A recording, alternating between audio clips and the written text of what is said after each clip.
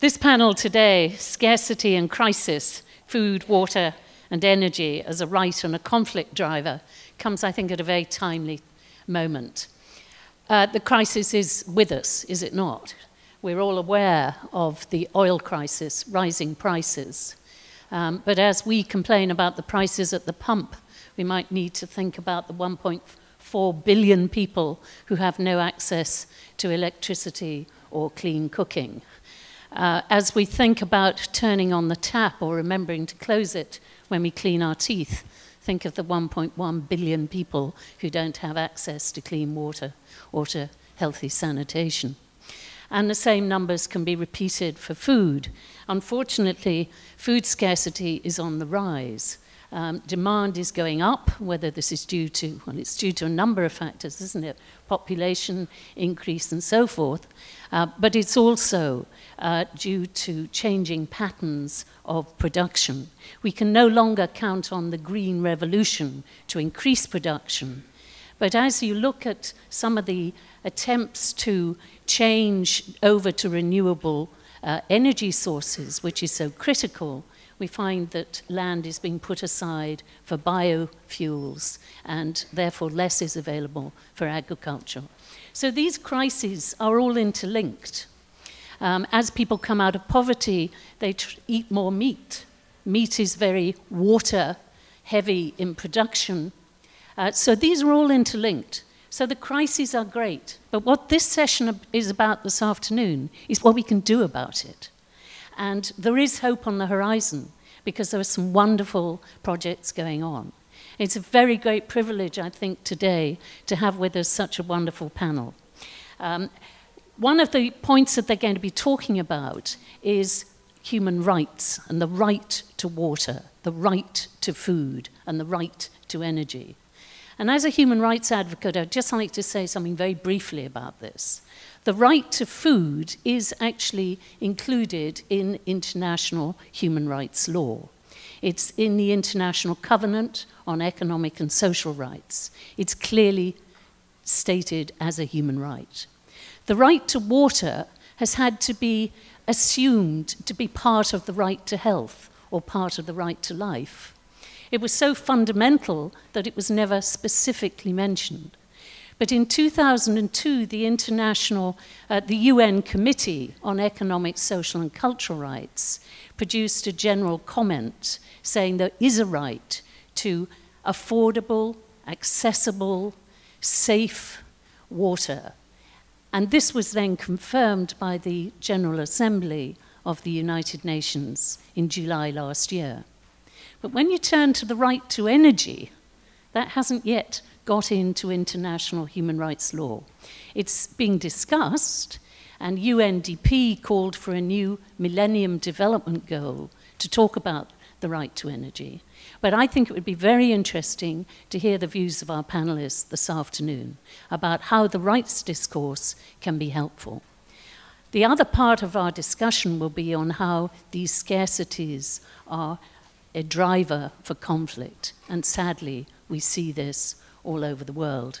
As food prices rose, 61 countries saw civil unrest. And it is a difficulty.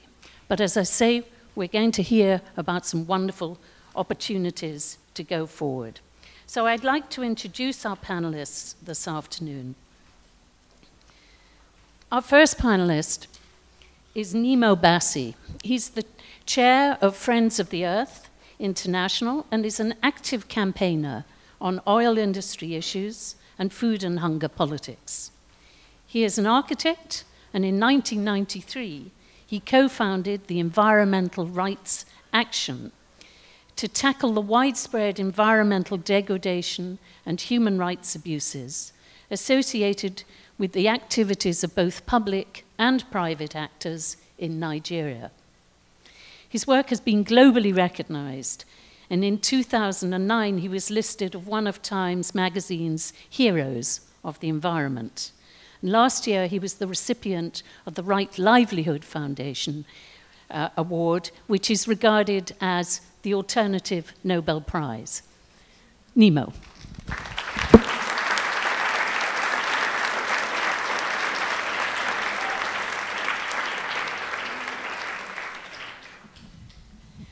The second panelist I'd like to introduce is Jamie Statter. She is a Senior Commitment Associate of the Environment and Energy at the Clinton Global Initiative. And she serves on the commission at the team the commitments team at the Clinton Global Initiative, where she works with corporate, non-profit, and government members to design and improve their commitments to action related to environment and energy issues. Jamie manages the part of the GCI portfolio that includes those commitments that deal with energy and environment as it relates to economic issues and building human capital. She's passionate about the potential for clean and renewable energy to grow the world's economy, creating a more sustainable future. Jamie.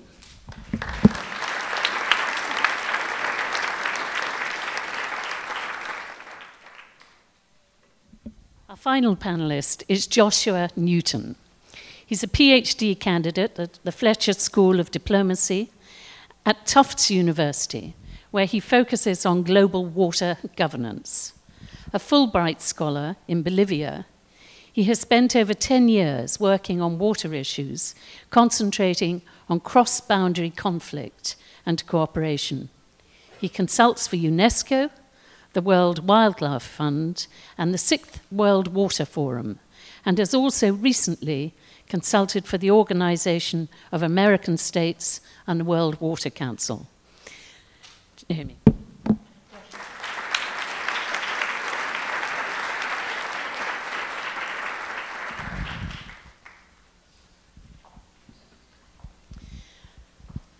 So I'd like to start the panel discussion by asking each of you a question concerning how you see these big figures that I was quoting, these appalling statistics of how many people are affected, how that relates to the very people that you are working with yourselves.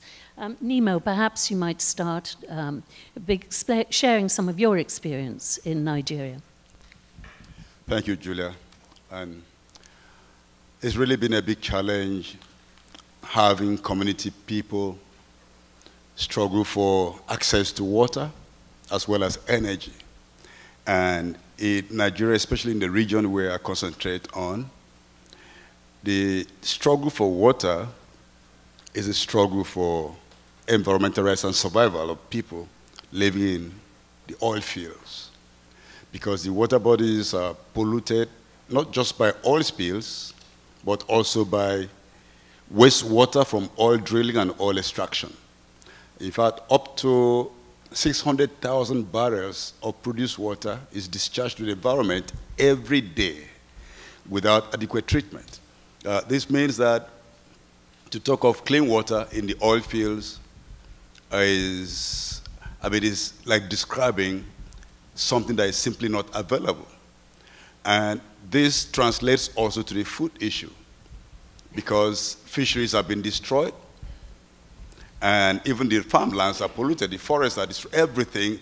The transnational oil corporation activity is completely destructive as far as the oil fields of the Niger Delta of Nigeria is concerned. Thank you very much. And I should imagine that the same sort of issues have been dealt with by some of the people in the Global Clinton Initiative in some of the projects that you're involved in. Is that correct? Definitely. I think that when we talk about access to energy as a right, we really have to think about access to employment opportunities, to economic development as a right. You know, without energy, people have no ability to produce things, to even study after dark when kids are going to school. One of our favorite commitments is from this gentleman who works and lives in Palestine. He works with off-grid communities that have never had electricity. He goes and installs renewable energy installations that are hybrid wind solar devices and self-contained that the community then maintains over time, giving them electricity when they've never had it before. And all of a sudden, the children are doing better in school because they're able to study after dark, and people have more opportunity to create things, to be less dependent on other individuals to give them what they need to do well.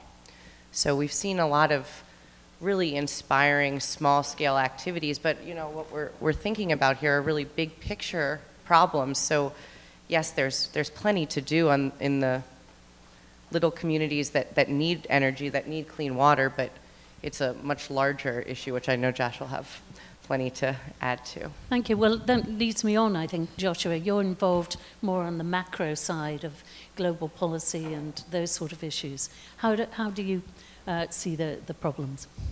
Well, at the global level, many nations have water ministers, yet it's often not a priority for governments, even though water is obviously crucial for development, amongst other things. So it's not a priority for governments. So what happens at the global level, there's a huge disconnect, which then happens at the national level, and then especially what happens at the local level. So we have these high-minded principles about water, water and sanitation, climate change adaptation, yet it's very difficult that this trickles down all the way to the local level. So a lot of what's happening in the success stories around the world is it's going the other direction. It's coming from the local, and it's approaching up towards the global. Thank you. Nnimmo, perhaps you can tell us a little bit about how you, in the work that you've been doing in Nigeria, can relate the issues at a local level to the global agenda. And how do you see the advocacy playing a role on the global stage? Thank you very much. This is the story of my life, actually, because this is what I've been doing for decades now. And the struggle is actually going to be resolved, and I can see the bright light now by building a global movement to confront the monsters that are making life impossible for people. In my experience, we're connecting local communities, discussing and sharing experience and knowledge on how to build resistance to destruction and also to build resilience and build them for environmental defense. And because these challenges are being confronted by communities across the world, we're also building linkages to groups in Latin America. We're building linkages with groups in Southeast Asia. And recently, we're having very active groups in Europe. For example, in Norway, we actually, the struggle right now is built around the principle of keeping new crude oil in the soil. And this is a big struggle because the world is thirsty for crude oil. Cheap oil was said to be cheap because all the costs have been externalized. And the poor communities bearing all the costs keep on being penalized, whereas people could drive up to the pump and then complain of pump price of petrol, which is really very cheap because people are paying for it with their lives and their blood. So we're building this movement, and it keys into the movement for climate justice, because fossil fuel extraction and utilization is a major driver of climate change. And we can see this movement growing from the streets of Copenhagen in 2010 to Cochabamba, also in Bolivia, in April 2010, when the peoples of the world met and drew up a people's agreement giving real solutions to global warming and climate change, whereas in the United Nations Framework Convention on Climate Change, all the debates all the years just keep proposing false solutions and never really do anything. And we can see even the plan towards Rio Plus 20 next year is still about the same paradigm of proposing false solutions. And so we're building a movement, global movement, to uncover this. And my excitement about this initiative, about the meeting of young people here in this university, is the fact that they have the capacity to question the existing paradigm, question the policies, ask very deep questions, and propose solutions that are alternative. Because our policymakers are simply unable to think in a different way.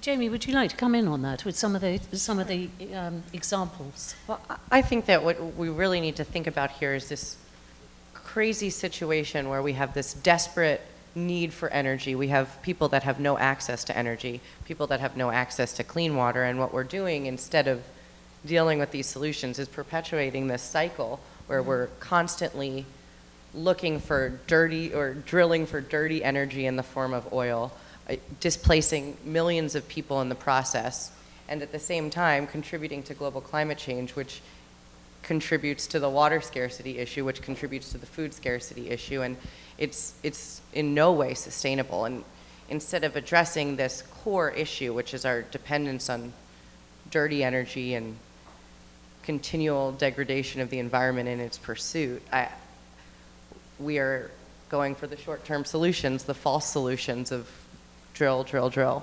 So there's a lot to be dealt with on this, and I think that, you know, as Nnimmo said, having young people in this room that understand that and go forth into the world to do something about it it's pretty important. Yeah, and that's the importance of this meeting here, is that the meetings that are taking place in Cochabamba and other places, you know, you all are going to be the ones there in the years ahead. And so, and the people in this room, you're going to be colleagues with one another for the next 10, 20, 30 years. So it's really important to start building these relationships now, because that's how things get done. It's on that interpersonal level. And you start building that here at a young age and expanding your networks and your friendships, and because these are the people you'll be working with for a long time. And on a personal note, I'd just like to say that's one of the great advantages. As you get older, you suddenly discover that the people you had a drink with at that conference back when you were young and having fun are now in positions of quite some power. And so keep your little black book. Make sure that you keep in touch with everybody and you keep their contact details, because they really will be assets to you for your whole life. I wanted to put a little bit of a positive slant on some of the work that's going on in the UN. We tend, I think, to dismiss the UN as, you know, a talking shop, and sometimes when you hear what the states are doing, it does seem like that. But some of the specialized agencies are really pushing the agenda. And I'd like to draw attention to the Green New Deal that's being proposed by UNEP and the UN, which is really an intention to focus on investment in green renewable energy as part of the solution, and building up jobs, making it an economic driver. And then it creates a sort of win-win situation, doesn't it? You know, it tackles a lot of the problems that we're all addressing. So whilst that's going on, what we have to do, I think, is to find a way of drawing the sort of top policy making and the bottom up together, and find a way of knitting that so that we're all moving in the right direction. Would you like to, yes, Nnimmo, would you like to comment on it? Yeah, I think what you're saying is important, and I do recognize that we don't have another space for environmental governance, for example, than we have in United Nations. United Nations is a good institution, but it needs to be reinvented. And I believe very strongly that the idea of green economy is something that needs to be deeply interrogated by young people and redefined. Because when you find the term economy attached to green, sometimes it could mean commodification of life, that everything is about money. But we're talking about a world where we should have, people should live in dignity, where there should be, nature should be respected, the right of nature, the right of Mother Earth. We're looking at a world where things have a different meaning to individuals than just cash. And so when we talk about economy, we have to think of people, because, you know, the challenge of economic times, I mean, all of us want to live in a good economy, but for Africa, for example, up to the early 70s, Africa was self-sufficient in food, was even exporting food. But then everything turned into cash cropping so as to upscale and put more into the global market. And then we had the structural adjustment programs of the World Bank and International Monetary Fund, and the economic situation changed completely. And today Africa is dependent. And when we talk about hunger, Africa is the example. But we have to ask, how did this happen? As my people say, where did the rain start beating you? You have to trace back to where this crisis started. And they can be traced back to policies, economic policies, global economic policies. And so this is why we are deeply suspicious of some of these things that are still being thrown at us every day. And this is the whole idea of building solidarity across the continents, where young people have to link hands with one another, exchange experiences, exchange realities and contexts, so that we can actually find out which is the best way to go. Yeah. Would you like to comment on this point about global policy versus yeah? So at the UN, community action? there is no entity that specifically deals with water. There's a coordinating agency called UN Water that coordinates the 28 different UN agencies that deal with water on one level or another, and even that is very weak in substance. So, and what I think is being more recognized is that other sectors are very much involved in water management, in private sector, NGOs. So there's a lot of opportunity out there right now for young people to get involved in these sectors. Water is a growth industry. It's becoming more and more important. And so more sectors are getting involved in this, and the tendency right now is in a more greener fashion. So if you're interested in water, it's a great time to be so. Okay. I think one of the strengths of the human rights agenda is to go back to some of these fundamentals that Nnimmo was talking about human dignity. And if you can look at these issues through the lens of human rights, you are looking at them through a human dimension perspective. And I think perhaps, Jamie, you'd like to say something more about that. Truthfully, the solutions are also at the human level. At the, we have this major global policy issue, but at the same time, when we think about transitioning from a dirty energy economy to a clean energy economy, when we think about creating opportunities for clean water and good food for people around the world, it's really local solutions. Everything is place-based in this world, and I think we'll need to create local energy solutions that are more, oil is caught up in a global supply chain. It needs to be refined, it needs to be shipped, but that's not true of the wind turbine in your backyard. That goes right into your house and powers what you need. And the solar panels here at UCSD is a great example. So they told us yesterday that during a crisis they sold power back to the city because they didn't have any available. This sort of thing is doable at the local level. And,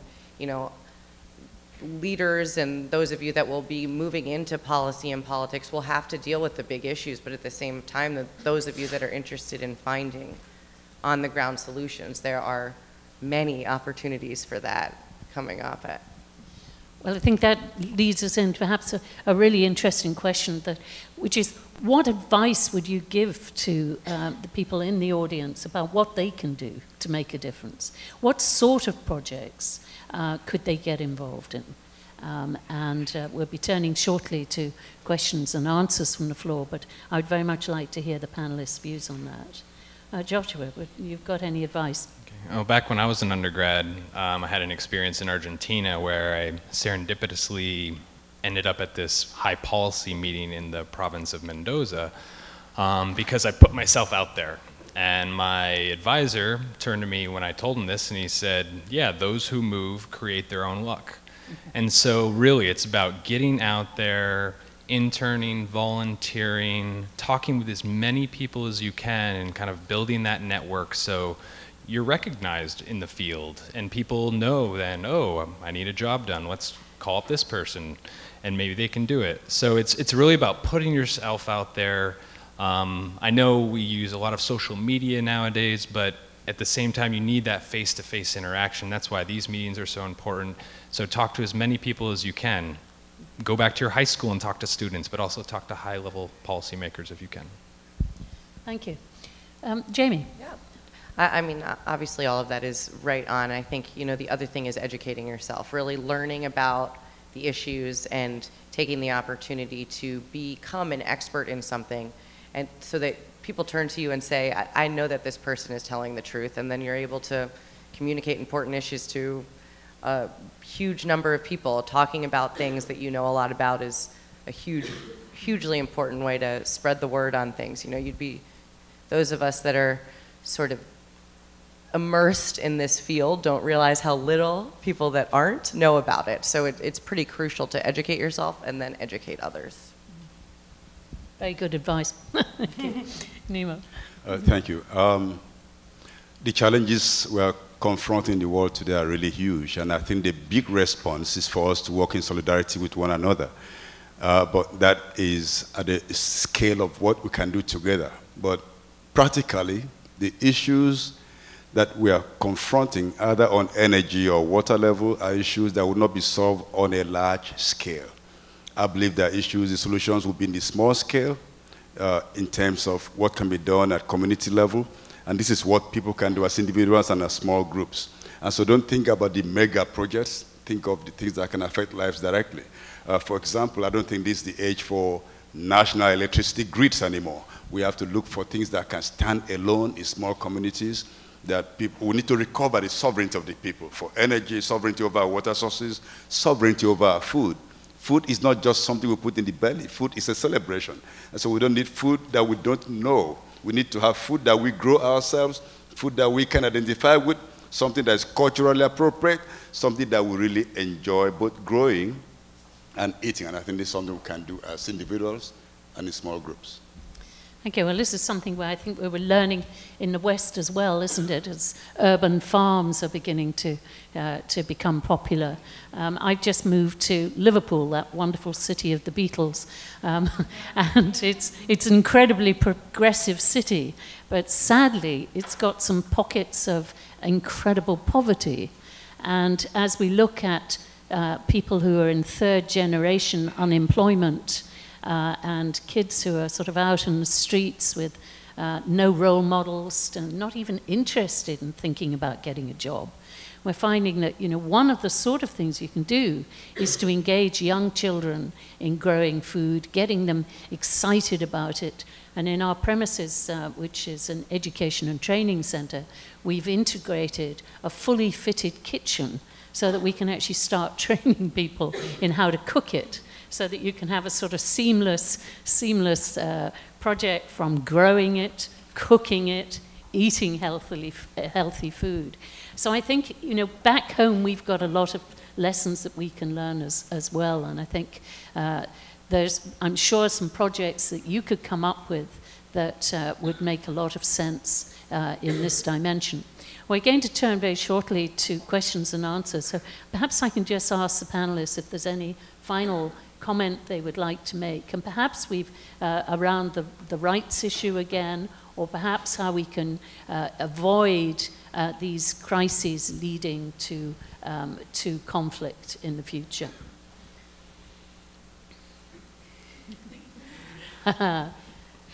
Nnimmo. Big questions. Okay. Yes, very, very big question indeed, but this is the struggle that we have to be engaged in, because as I said earlier, we need to question the new ideas. For example, the issue of biofuels, you mentioned in the introduction. Suddenly, I mean, we all know that whether we like it or not, easy oil is over, both accessible and inaccessible. And recently, most of the world turned to agrofuels, using food crops to produce energy. And suddenly, Africa became a target for land. And so you have land grabs all over the continent. This is generating conflict. And so we need to not just follow new ideas, but we have to interrogate those ideas and expand and check how they affect people, how they affect communities, how they affect nations and whole regions. This is a conflict that is spreading across the entire South, Southeast Asia, Latin America, Africa, because, you know, you find very strange. Sometimes people say there are too many people in Africa. Suddenly say there are too few people, too much land. And people grab the land. And this scramble for land is really a big conflict driver. And it needs to be checked. And if it's not changed, we're going to see new forms of conflict than what we're seeing in the world today, and we can't afford this. In fact, if I can just pick up on that, we've already seen one government overthrown in Mozambique because of an attempt to grab land there to grow corn, or to grow wheat and products. And when the people of Mozambique found out about this, they overthrew the government, and the new president immediately reneged on that contract. So there's a real need to keep alert to what's going on, because some of these land grab deals are being dealt with very confidentially, and very few people know about them. When the price of food went up, this was when people started, governments started getting worried about whether they could sustain food production in their countries. So I think that's a point that I would recommend, is that we need to be alert to what's going on and really monitor it and make sure that people are aware and can protest if they need to. I would also add that we need to start thinking about new solutions and new ways of governing ourselves to deal with these incredibly interrelated issues. You know, we're not talking just about a shortage of food and water. We're also talking about the continual depletion of resources that are feeding these crises, and at the same time the lack of ability for people that are affected to find economic development opportunities because of the shortages that already exist. So this awful cycle, we have to break it somewhere. It has to stop somewhere, and you know, small local solutions like we were talking about is the way to do it, and being aware of what's going on and then just jumping in and dealing with the problem where you can is really all we can do at this point. Thank you. Joshua. Yeah, a lot of what we hear in the media is the next wars are going to be fought over water, and there's a very, very low likelihood of that, actually. There's a lot of resilience out there between nations to combat those types of conflicts that come up, and where the violence over water takes place is at a very, very local level. So again, it's finding these local solutions and looking at water just not as water, but as a cultural, there's cultural aspects to it. There's economic, there's recreational, there's a lot of other benefits that water has, that it's expanding that perspective that needs to be taken into consideration to find alternatives to conflict. Thank you very much. Well, I think that's probably a good place to stop and ask if there's some questions from the floor. And I'm going to have a real difficulty here. I can see a lot of hands already. I believe there's a microphone. The first person I saw was sitting here, the lady two in. Thank you very much.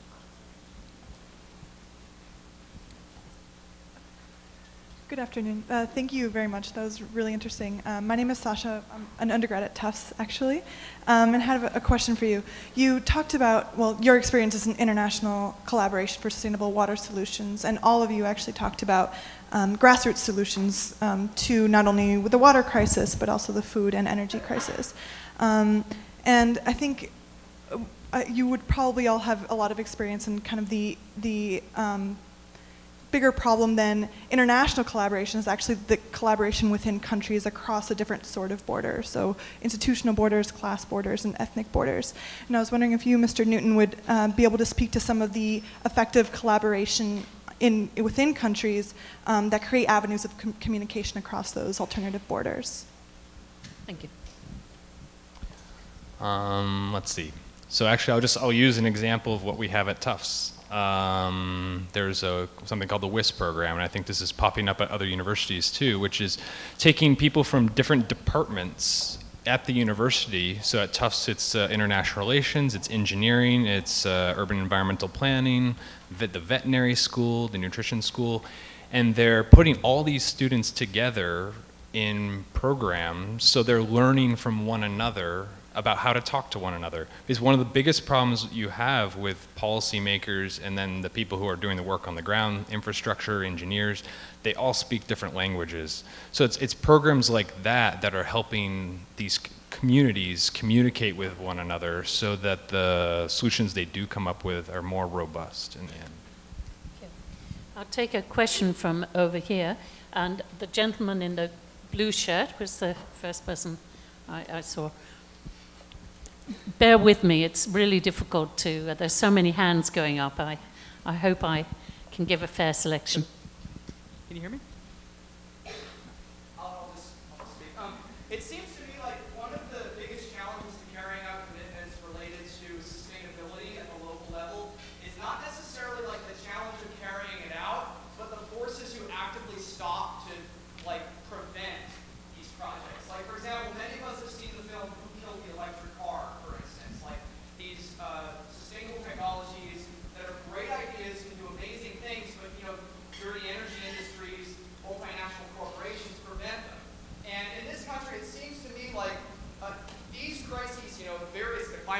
food and water crisis are getting to the point where you might need to eventually have like large-scale nonviolent civil disobedience to be able to work to alleviate these crises in certain situations. You have successful situations in which this has occurred: Salt Lake City, Utah, North 6 England, Nigeria, even. My question would be like, I'd like to know from the panel speakers, like, when does it get to the point when, you know, civil disruption, nonviolent civil disruption, is necessary in order to bring positive change? Thank you very much. Nnimmo, would you like to? I think we've got to that point already. Oh yes, and in fact this is the whole essence of mass mobilizations, and for organizations like the one I work with, we are transiting from being just an NGO to being a part of the social movement in the world today, because the power has to be on the streets. And why? Not just power, not for the sake of being on the streets, but to get the policymakers in the halls to listen to what is going on the streets. We have to break the barrier. And this is why young people are already leading inspiring the leadership on the streets. But you have to also get into the negotiation halls, into the policy-making spaces, so that when you are right inside there, your voice, you're speaking the language of the outside in the inside. As long as we have the dichotomy between the outside and the inside, we're still going to have the wrong things going on in the world today. And we really need to drive this very strong, because the problems we are talking about, water, energy, food, the challenge is systemic. It's not, we're just fighting the symptoms. We need to really check out the means of production, the consumption, what is driving things, and why these things cannot go on this way. We have just one planet. I know there are efforts to discover other planets, but not many people will be able to get there. And so really, this is the time. The voice on the streets must be strong. Thank you very much. There's a lady at the back with the headscarf.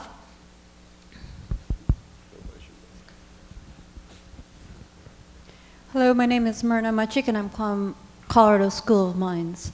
My question is, I had prior knowledge from a colleague of mine. He researched at the time land that is rented out, I use the word rent, by a different state, I should say country. So the situation is that the country, and I can't recall which that is, I'm assuming the ones that are just land scarce, would rent out an area in a developing country to plant food and get food from there, or source resources from there. So I wanted for the panel maybe to comment on that, whether or not that you think is a good trend, or would that stimulate more crises, if you have knowledge of that. Thank you.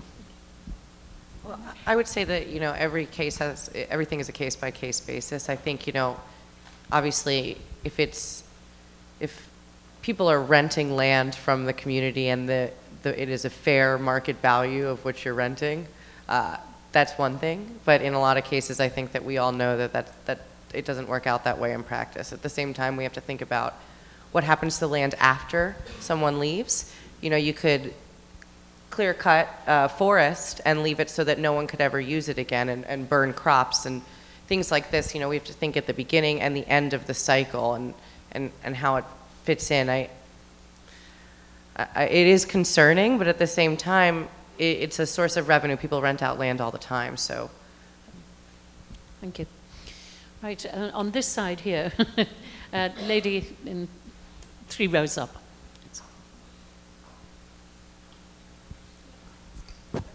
Hi. So my question is for Mr. Bassey, and it's about food distribution worldwide. 2 questions that are kind of different sides of the same coin. And one is the statistic I hear that there is enough food in the world to feed everyone. It's just not equally distributed. You know, we have obesity crisis and hunger crisis. And the second side of that coin, which was documented really well in a documentary called The Price of Aid, which documents sub-Saharan African countries, notably Kenya, that get overwhelmed with US corn and grain in times of famine, and then the livelihood of the farmers to grow their own corn and sell it on their own market is destroyed. So I'm wondering of the 2 sides of saying, well, we need to distribute more fairly, but distribution will kill local livelihoods. If you have seen or could speak to any successes in Africa, but that's just the one movie that I saw, but is an issue worldwide on food distribution and equitability. Thank you. Yeah, actually, there's no time in the world, in the history of the world, where more food has been produced than now. So there's actually more food in the world than is necessary. But the hunger people experience is not because of lack of food, it's because of lack of access to food. Because a lot of the food that's being produced in the world, the grains are being used to feed animals rather than human beings. And in fact, animals receive more subsidies in the world than people. This is why the hunger is reinforced. Equally, the use of food crops for production of energy. People have energy farming rather than food farming. And I mean, in addition to the question that was asked earlier, in terms of renting, they're not really renting the farmlands, they're buying up the farmlands, and most of the owners don't even know the lands have been sold by the politicians. And it's also part of the fight, the climate change struggle on this a process called, a mechanism called the reduced emissions from deforestation and degradation, for example. California is planning to buy land in Latin America to preserve some forests that then pollute right here, and you believe that you're offsetting your pollution. I mean, this California red is not good at all. I thought I should mention that example. And, you know, the issue about food is so critical that except we adopt the concept of food sovereignty, not just food security, we're going to have more of the challenges. A good example of food sovereignty as a means of resistance was in Zambia in 2002. Zambia had shortage of food in one region. Rather than help them to get food from another region, the issue was to bring in food aid from the United States. And food aid is business, it's not really aid, because it's not free. People are paying for it. And the country resisted that GMO food aid, genetically engineered crops for food aid. And the whole world was saying, why are you not taking the aid? You're going to die of hunger. How could you refuse to take the aid? And Zambia refused GE food aid, and the country actually had food surplus in next harvest season. And Zambia still does not accept genetically engineered crops. And it's very successful resistance. We need more of this kind of stories. Thank you very much. Another question from over here. I saw a hand up. It seems to have gone down now, but yes, the gentleman there. So my name is Justin. Thank you for your comments. The reason I put my hand down was because you largely addressed it. My question was for Nnimmo Bassey, and it was related to food security versus food sovereignty. And I think it's a really important distinction. And to my knowledge, most of these food aid programs focus just on food security and providing the most amount of calories in the cheapest way possible. So maybe you could speak more to that distinction. And is that a driver of conflict in and of itself, the difference between food security and food sovereignty? Good question. Thank you. Yeah, I would say yes, it's a driver of conflict when you insist that people must just open their mouth and swallow whatever is thrown on them, rather than providing the framework where people can grow the foods they want.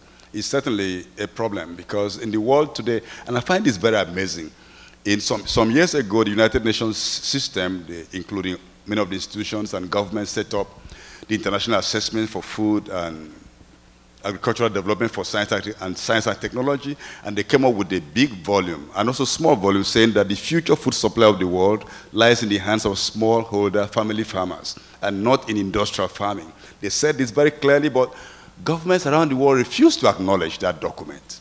And you know, the blueprint for the future food supply is already there. And so we need to really open up the ears of our policymakers to hear what they have funded, the research they funded, the solution they asked people. Over 400 scientists met over 2.5 years and came up with the solution. And then suddenly, everybody says we need more artificial fertilizers, we need more industrial farming, we need genetically engineered crops, we need technological quick fixes, and these are all not the solution for the future. Okay. Well, we've got time for just a couple more questions. Lady here in blue. Hi, my name is Trisha Robinson. I'm a first-year law student at University of Miami School of Law. My question is, as we see new innovations in technology, things like biofuels that then have the adverse effect of driving up fuel markets. You talk about water scarcity. As we see corporations trying to buy up aquifers to privatize the water business, what sort of impact do you see kind of those two objects having in the human rights and in driving those aspects and the conflicts in between sometimes our environmental goals and the human rights goals as well? Sorry, I know it's kind of a big, broad question. Can I pick up a point there on the privatization issue? Many of the debates about privatization of water tend to happen in countries where the government may benefit from a deal with a private water supplier, but it very often leaves poor people in particular without adequate access to water as the price goes up. And so there is actually quite a degree of resistance to this privatization of water in many local communities. And I think the human rights issue there is, I mean, if I can be legalistic for a moment, human rights law doesn't say whether water should be privately supplied or should be supplied by the state. It doesn't comment on that. That is a decision that is left to the government. But what the interpretation of the right to water does say is that it should be accessible, that it should be affordable, and that it should be safe. So if the deal, if the privatization deal is not going to tick all of those requirements, then the whole issue of human rights comes into play. And when you start looking at these substantive rights, like the right to water, the right to food, you've also got to look at some of the procedural rights that go with it, the right to information, the right to participate in the discussion and the decisions that are being made, which are going to affect your livelihood. So the human rights dimension of these issues is much broader than just claiming the right to water or the right to food. And I personally, you can hear my voice, I'm passionate about it, because I think the human rights approach gives us an opportunity to give the power back to the people. And I think this has been a leitmotif going through this panel, that really it is about taking sovereignty again of the resources, and human rights discourse, I think, helps on that. I would add, we have two groups of people outlined here. We've got the people themselves in the local communities. We've got the corporations that are buying up water and water rights. But at the same time, we have us, the consumers in the developed world. You know, when we think about buying $1.50 bottles of Fiji water, and what is it, 4 out of 5 people in Fiji don't have access to clean water. That's a problem that we can solve by not buying that sort of product. And, you know, I think we should all think about what we consume more so than we do if we're concerned about these issues. Thank you. One more question here, and then I think we're running out of time.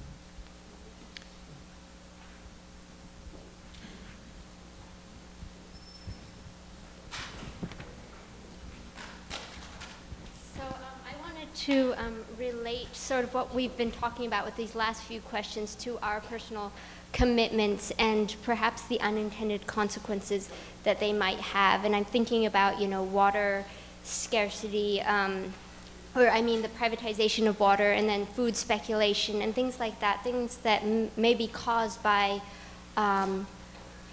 corporations or by governments. And then we're trying to address these issues because they do need to be addressed, but something has happened, privatization has happened, that doesn't allow people to have access. And you've talked about the IMF, the World Bank, some of these policies that have come before, and then we're trying to address them. Some of us are trying to address these problems in our commitments, but I'm wondering to what extent does our good intentions to try to address these problems maybe allow the people who are responsible to continue to get away with, you know, continuing the cycle, and that people may not be as outraged about the privatization that has made the prices go up for water, because we have these projects that are going in to help people when they need help.